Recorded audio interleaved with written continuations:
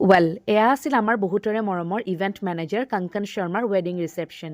কংকন শৰ্মা বুলি ক'লে আৰু আমাৰ ইভেণ্ট লাইনত চিনি নোপোৱা মানুহ খুব কমেই আছে। বিয়াৰ ৰিচেপশ্যন বুলি আজি পাটৰ কাপোৰ এযোৰ গাতে মেৰিয়াই বিহাৰী মা আৰু গুলুগুলুক লগতে লৈ আহি পালোহি VIP ৰ'ডত থকা অভিষেক ৱেডিং হলত। সোমায়ে দেখিলোঁ এয়াচোন ডাঙৰ ডাঙৰ চেলিব্ৰিটিৰ বিয়াতকৈ কোনো গুণে কম নহয়।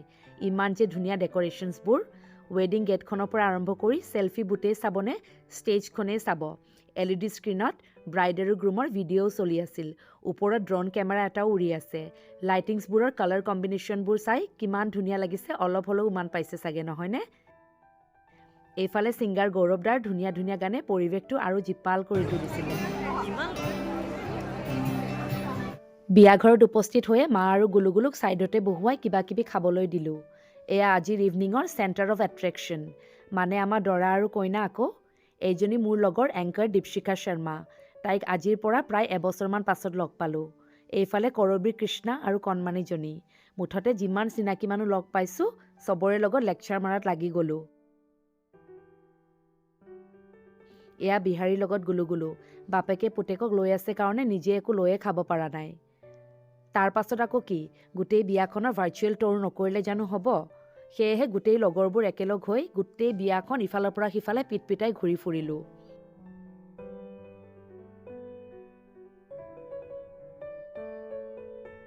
খোৱা বস্তুবোৰৰ কথানো কি ক'ম, মোৰ যে অধিক মাছত বগলী কণাৰ নিচিনা অৱস্থা হ'ল। ফুড কাউণ্টাৰবোৰ চায়েই পেটটো ভৰি থাকিলে। ইমান যে আইটেম, বাপ ৰে!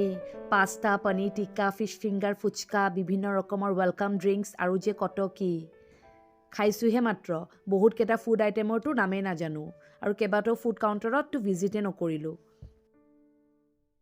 আজি এই বিয়াখনত আমাৰ ইভেণ্ট লাইনৰ বহু পুৰণি মানুহ কিছুমান লগ পালোঁ। সঁচাকৈ মনটো বহুত বেছি ভাল লাগিল।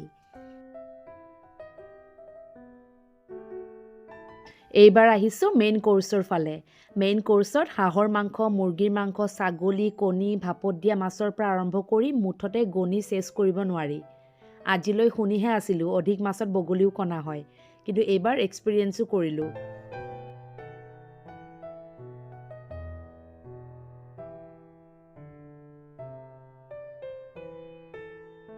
শেষত কি আৰু এজ ইউজুৱেল এগালমান ফটো চটো উঠি ৰিল চিলছ বনাই ডিঙিলৈকে এসোপামান গিলি ঘৰলৈ উভতিলোঁ।